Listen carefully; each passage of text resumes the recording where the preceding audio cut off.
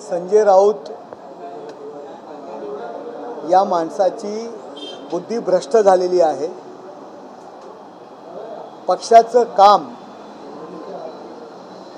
माध्यमांसमोर दाखवू शकत नाही म्हणून एक वेगळ्या पद्धतीची खालच्या स्तरावरची वक्तव्य करायची आणि माध्यमांसमोर चमकोगिरी करायची हा त्यांचा उद्देश आहे। त्यांना भर रस्त्यात जोड्याने हाणलं पाहिजे। ते महाबंडलेश्वर म्हणून मी त्यांना एक उपाधी दिलेली आहे। काल नीलम गोरे यांनी जे वक्तव्य केलं त्यांची मुलाखतकारांनी त्यांना विचारलं आणि त्याचं उत्तर त्यांनी दिलं आणि मातोश्री संदर्भात तो गाड्यांचा विषय असेल तो काय आज निघालेला नाही आहे ना।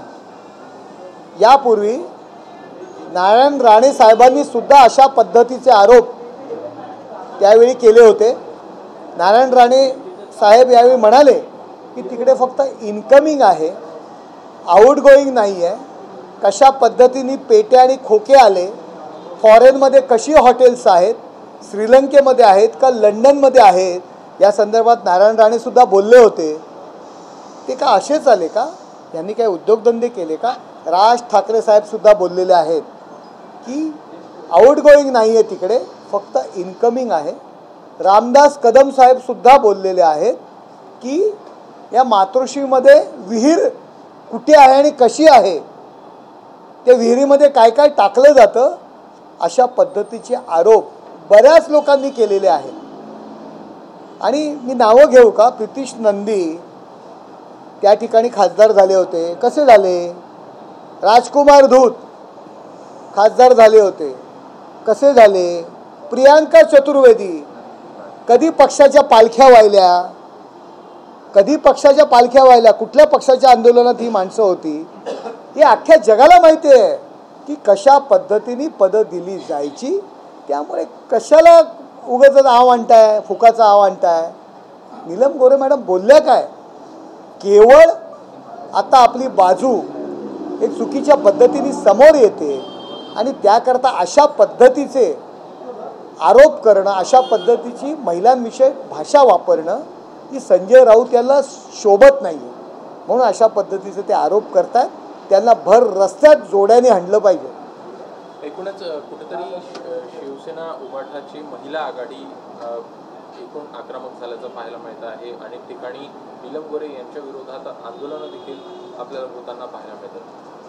त्या शिवसेना उभाटाच्या महिला आघाडीला मला एक प्रश्न आहे की नीलम गोरे मॅडम यांनी जो काल वक्तव्य केलं म्हणून आपण आंदोलन करत आहात, म्हणजे उसना अवसान आणून जबरदस्ती त्यांना आदेश दिले जात आहेत, त्यांना मातोश्रीवर बोलून घेतलं। पुण्यात राहिले का यांची काय ताकद आहे? परंतु आज तर खरंच महिला म्हणून जर त्यांना आत्मसन्मान असेल तर एका महिलेविषयक संजय राऊत यांनी जी भाषा वापरलेली आहे, ज्या खालच्या स्तरावरती ते बोललेले आहेत, त्यावर त्या महिलांची मतं काय हे जाणून घ्यावं। जर खरोखरच त्यांना आत्मसन्मान असेल महिलांविषयक तर त्यांनी संजय राऊत यांच्या विरुद्ध सुद्धा आंदोलन करावं।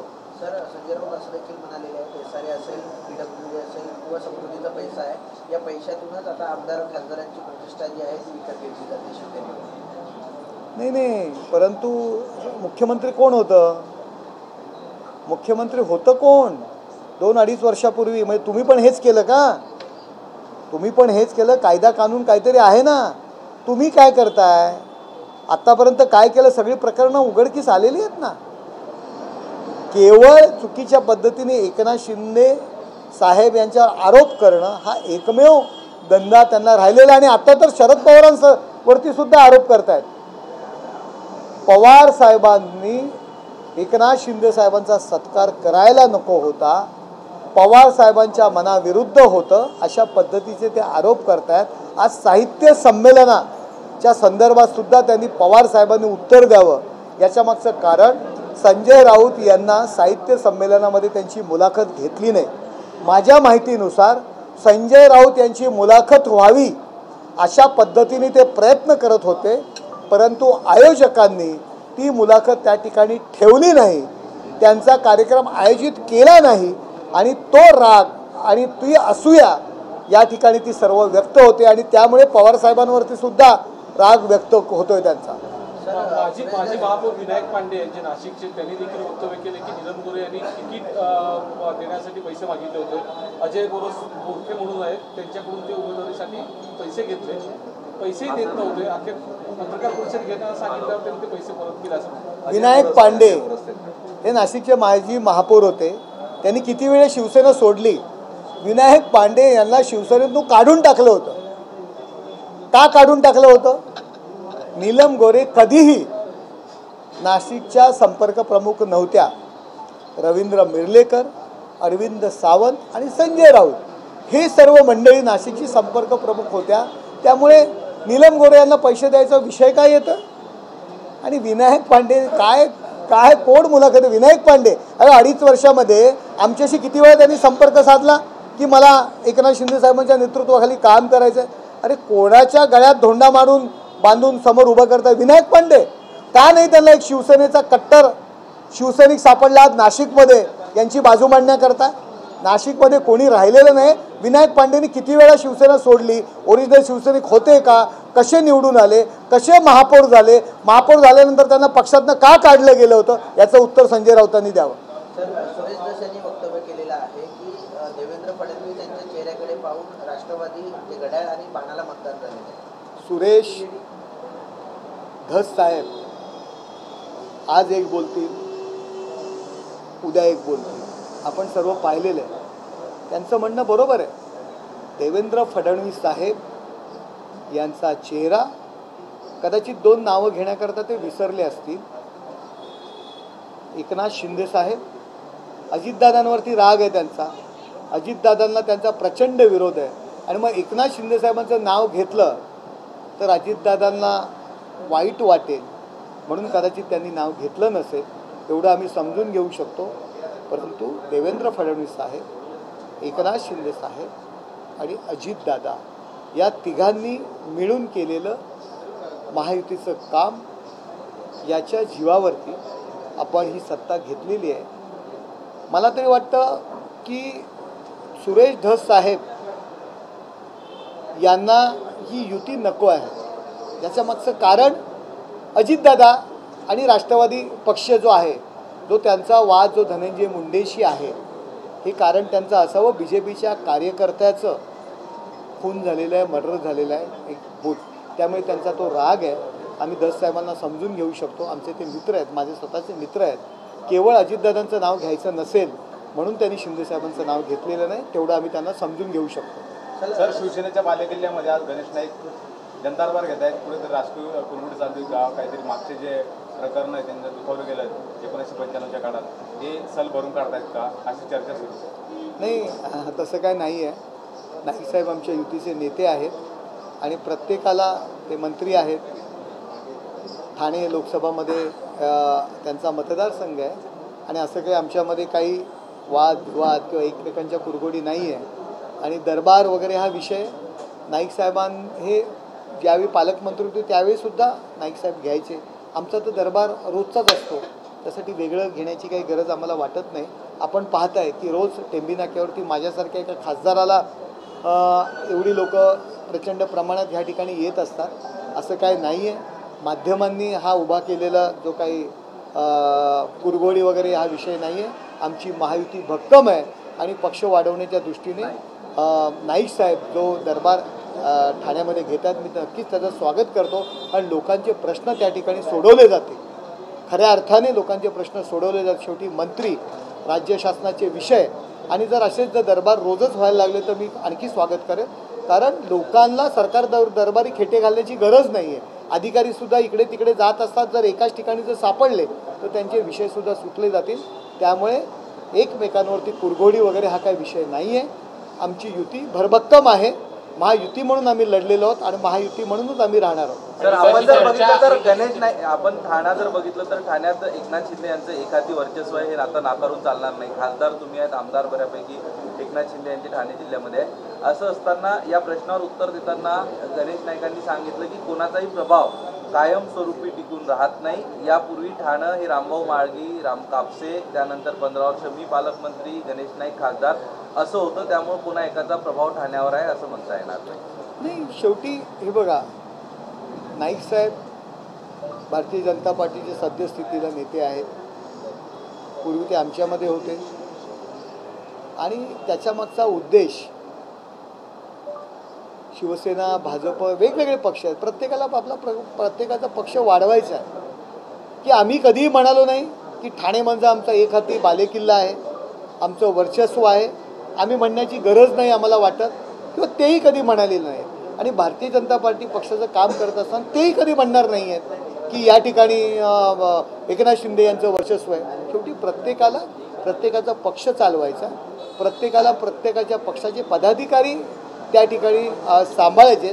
त्यामुळे अशा पद्धतीची वक्तव्य त्या उद्देशाने नाईक साहेबांनी केलेली नाही आहे. त्यामुळे माध्यमं याचा विपर्यास करतायत असं मला वाटतं आहे, कारण नाईक साहेब युतीचे नेते आहेत. त्यामुळे अशा पद्धतीने ते कधीही वक्तव्य करणार नाही. सर, ठाण्यामध्ये जे आमदार जनता दरबारमध्ये जवळपास 700 किंवा 500च्या दरम्यान लोक आले तिथं जनता दरबार, मात्र बॅनर ढिगभर लावलेले पूर्ण ठाण्यामध्ये लावलेले, एक प्रकारे वर्चस्व निर्माण करण्याचं किंवा शक्तीप्रदर्शन करण्याचं सारखं नाही का?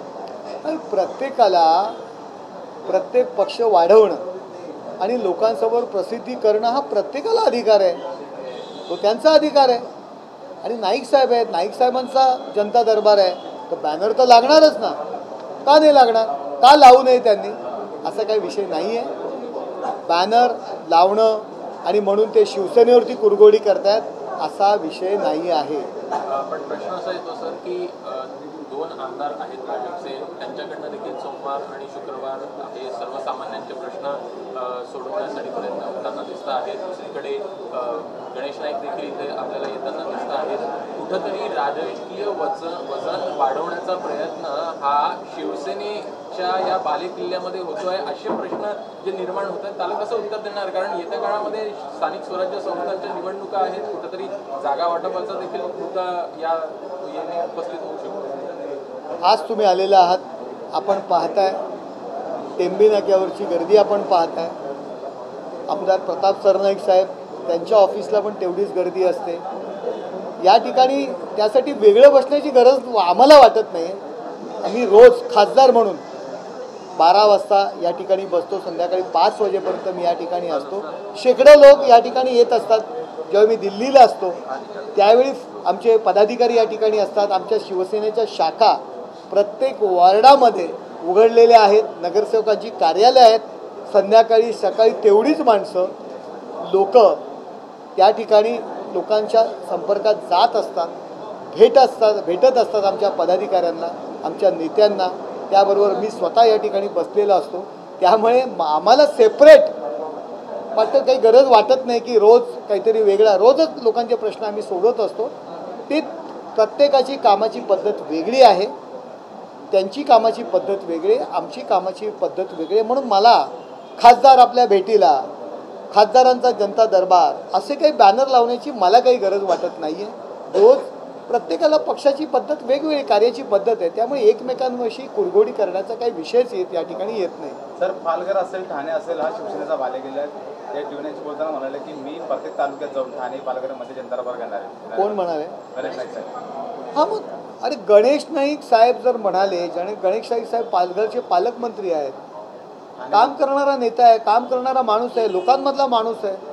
जिल्ह्याची लोकांची नाळ माहिती आहे, प्रश्नांची नाळ माहिती आहे. ते प्रत्येक तालुक्यात जाणार ना. त्याच्यावर आमचं ऑब्जेक्शन कशाला पाहिजे? आम्ही कोण आले त्यांच्या कामावरती ऑब्जेक्शन घेणारे? त्यामुळे माझं माध्यमांना विनंती आहे की आमचं व्यवस्थित चाललं आहे, आमचा व्यवस्थित घरोबा चालला आहे. आपण अशा पद्धतीच्या बातम्या निर्माण करून या युतीमध्ये मिठाचा खडा टाकण्याचा प्रयत्न करू नये. आमचं सगळं व्यवस्थित आहे. मी पालघरचा संपर्क नेता आहे, पालघरच्या शिवसेनेचा मी संपर्क नेता आहे. सरनाईक साहेबसुद्धा त्या ठिकाणी जाणार आहेत. मी आपल्या माध्यमातून पाहिलं, आम्ही सातत्याने जात असतो. दर 15 दिवसातनं मी पालघरमध्ये असतो.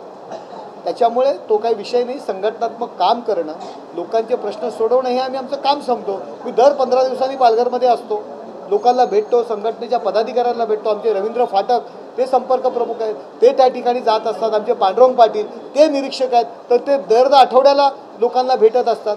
त्याकरता वेगळा दरबार आम्हाला तिथे घेण्याची गरज नाही. पण मंत्री म्हणून सरनाईक साहेबसुद्धा त्या ठिकाणी जाणार आहेत.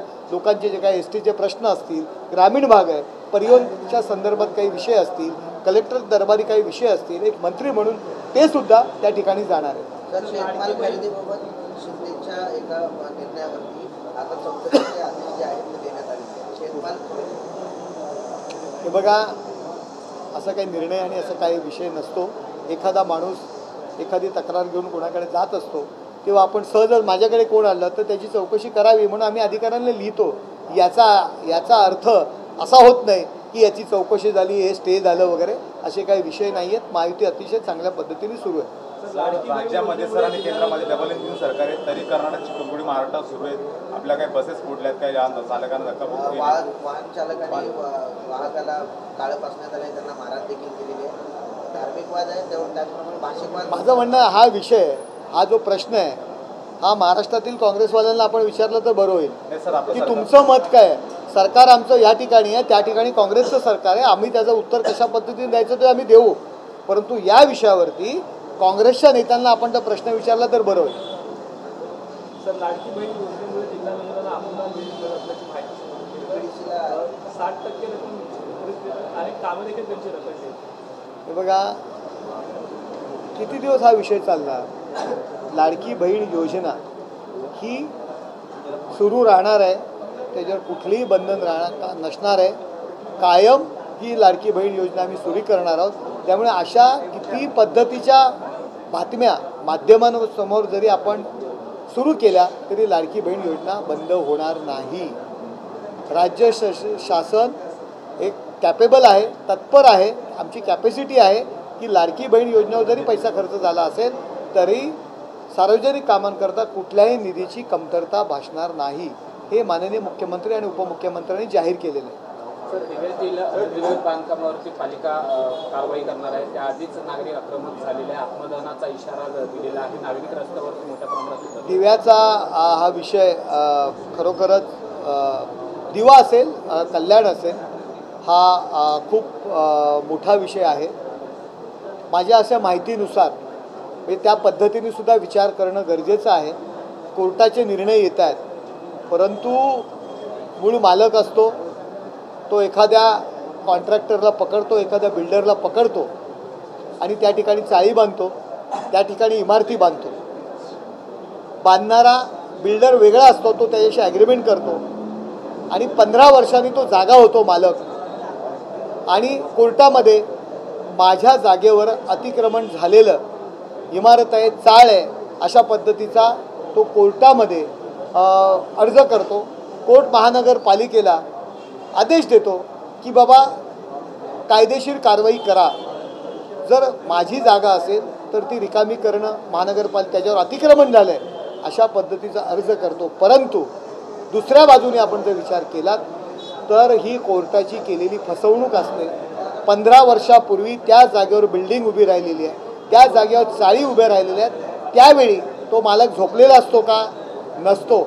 मालक आणि बिल्डर संगनमताने त्या इमारती बांधतो, परंतु 15 वर्षानंतर मालकाची बुद्धी फिरते आणि पुन्हा त्या जमिनीचा पुन्हा मोबदला पाहिजे, पुन्हा त्याच्यावर पैसे कमवायचे म्हणून कोर्टाचा आधार घेतो, कोर्ट निर्णय देतो. त्यामुळे मालकाची भूमिका, त्या ठिकाणचे जे काय बिल्डर आहेत त्यांच्यावरती सुद्धा त्याच पद्धतीत कठोर कारवाई करणं गरजेचं आहे.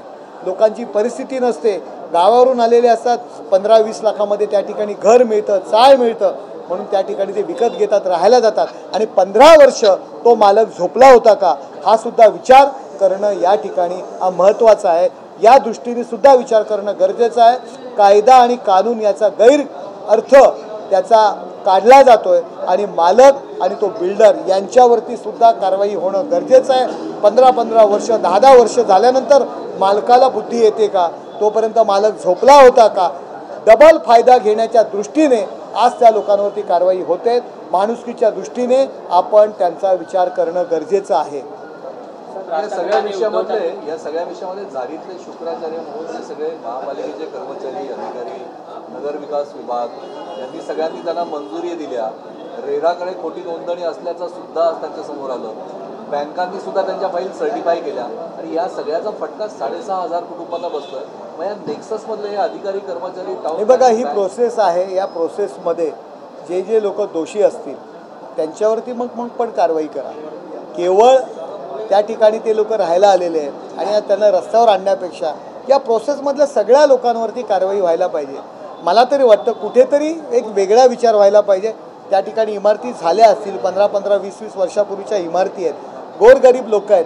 पिंपरी चिंचवड महानगरपालिकेने ज्या पद्धतीने निर्णय घेतला त्यांना काही शुल्क आकारून जर आपल्याला त्या नियमित करता येतील का याविषयी सरकारने पाऊल उचलणं गरजेचं आहे आणि त्याविषयी सरकार विचाराधीन आहे असं मला वाटतंय. तोपर्यंत या इमारतींवरती कारवाई थांबवावी, कारण शेवटी माणुसकीचा विचार करणं गरजेचं आहे. हे बघा, अन्न वस्त्र निवारा या मूलभूत गरजा आहेत. माणूस रस्त्यावर राहू शकत नाही आहे, त्यावेळी परिस्थितीनुसार त्या ठिकाणी त्यांनी घर घेतलेलं आहे, 15-15 वर्ष त्या ठिकाणी राहतोय आणि एका रात्री जर आपण त्यांना बेघर करणार असू तर ते मानवस्कीच्या दृष्टीने चुकीचं आहे. आणि मला तुम्हाला हेही सांगायचं आहे की या प्रकरणात सखोल तपासणी करणं गरजेचं आहे. मालक जो कोर्टात गेलेले आहेत, मूळ मालक जागेचे, त्यांनी फसवणूक केलेली आहे कोर्टाची. 15 वर्ष 10 वर्ष त्या जागेवर इमारत आहे, तेव्हा कुठलाही मालक झोपलेला नसतो. त्यांनी त्यावेळी बिल्डरकडनं ज्या माणसाने बिल्डिंग बांधलेली आहे त्याच्याकडनं त्याचा योग्य असा मोबदला घेतलेला असतो. चाळी असतील तेव्हा त्यांनी चाळी बांधलेल्या आहेत, आता त्याला इमारत बांधायचे त्यावेळी चाळींचे पैसे त्या मालकाने घेतलेले आहेत, आता इमारतीचे अधिक पैसे पाहिजेत म्हणून तो कोर्टात जातो आणि बिचारे गरीब माणसाला त्या ठिकाणी त्रास होते. आम्ही सर्व त्या भाडेकरूंच्या बाजूने आहोत. सरकारने याचा विचार करणं गरजेचं आहे.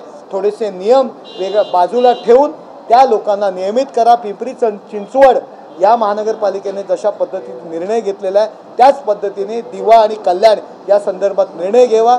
माननीय खासदार त्या ठिकाणचे श्रीकांत शिंदे साहेब सुद्धा त्या ठिकाणी त्याचा फॉलोअप करतायत आणि त्या लोक कशी नियमित होतील.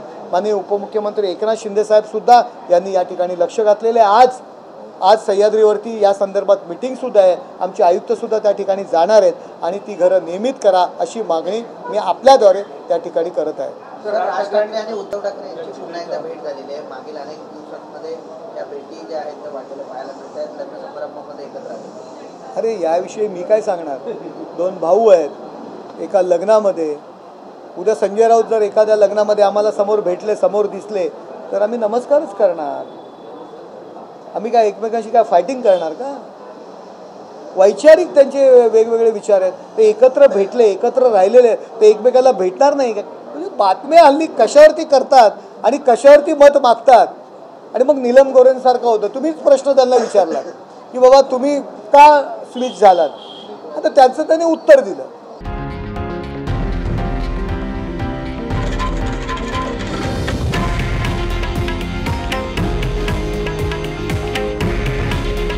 हे आहे देशातील नंबर 1 न्यूज नेटवर्क आणि आपण पाहत आहात TV9 मराठी. काळजी तुमची, हित महाराष्ट्राचं.